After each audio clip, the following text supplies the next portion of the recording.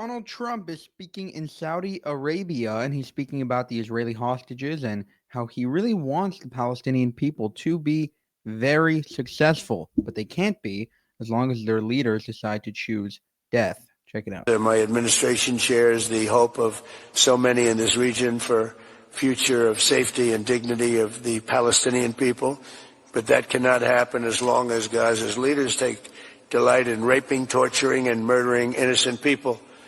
Can't have it.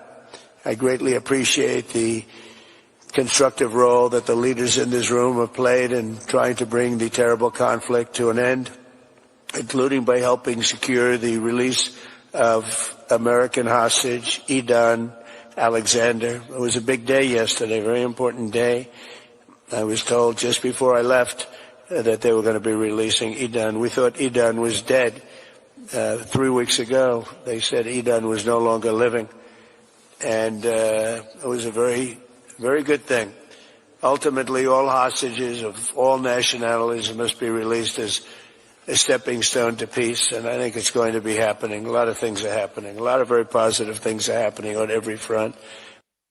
All right, so he's hinting to potentially, peace in the future. He's talking to a bunch of Arabs. Again, this is in Saudi Arabia, so this is a big, address, I guess. And he also addressed Iran, and he said, again, Iran, we want peace with you, but only if you stop obsessing over, being radicals and trying to chant death to America, etc. I want to make a deal with Iran. I want to do something if it's possible. But for that to happen, it must stop sponsoring terror, halt its bloody proxy wars, and permanently and verifiably cease its pursuit of nuclear weapons. They cannot have a nuclear weapon. I don't imagine there's anybody at this table or anybody in this room that would say they can. I'm strongly urging all nations to join us in fully and totally enforcing the sanctions that I just placed on Iran, and we also placed secondary sanctions, which are in certain ways even more devastating.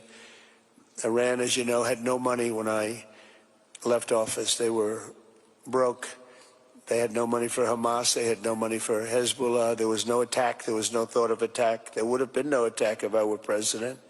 But all right. So again, he's saying, listen, I am willing to be a partner for peace if you are willing to come to the table.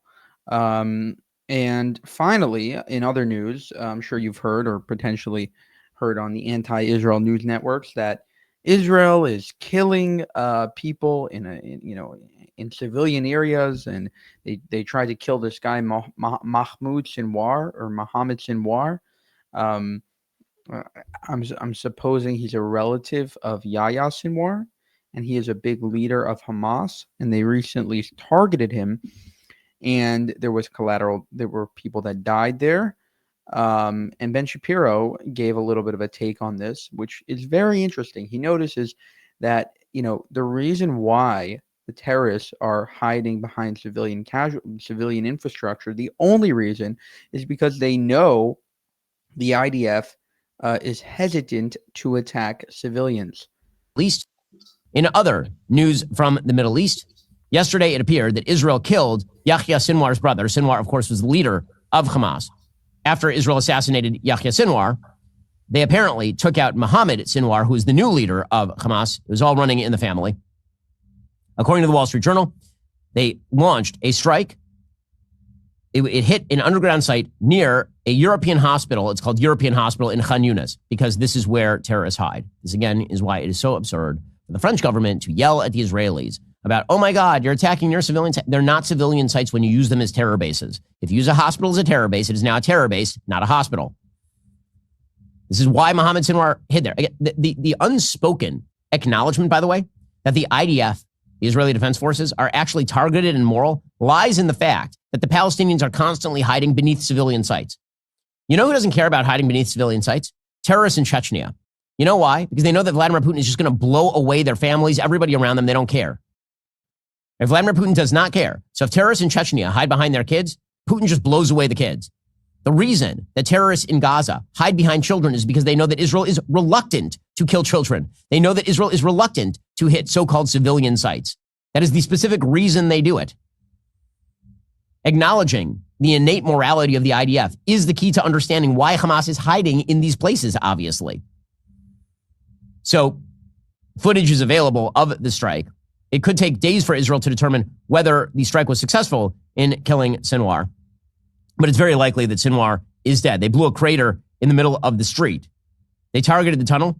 This could lead, presumably, to a broader conversation, because if you've defenestrated the entire leadership of Hamas, then basically there's no chance that Hamas is going to lead the Gaza Strip. So hopefully this leads to a faster off-ramp, including the complete destruction of Hamas in the Gaza Strip. All right, so that is such an important point. What he's saying is Hamas knows that Israel cares about civilian casualties, and they know that they're not going to target civilian infrastructure. That's the only reason that they put their rockets and their military stuff and everything that they can to attack Israel under those and entrenched in those civilian infrastructures. All right, so what he's saying there is unbelievable. What he's saying there is so unbelievably key to the whole conversation. If you're going to say that Israel is targeting civilian infrastructure, specifically trying to go specifically for the civilians, then why does Hamas, why do they go ahead and put their bombs, put their weapons, put everything they have in and near civilian infrastructure?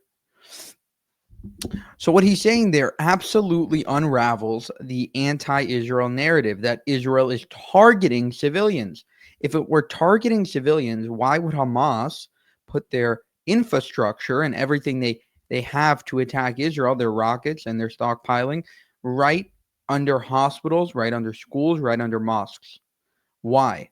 Why are they doing that? Because they know that Israel is hesitant to attack those places. That is why they are entrenching themselves with civilians, because again, they are using human shields. And anybody, you can say that Israel is bad, you can say that Israel shouldn't do it anyway, you can say that Israel is maybe not being so careful, but you cannot make the claim that Israel is going ahead and actually looking to target civilians, because it is obvious that they aren't. And it is obvious that Hamas knows that. For more, subscribe to the channel. If you want to help us make more of these videos and support us, go to buymeacoffee.com/JewishUncensored. You can also go to our channel memberships page and join there as well. Thank you for watching, and have a good one.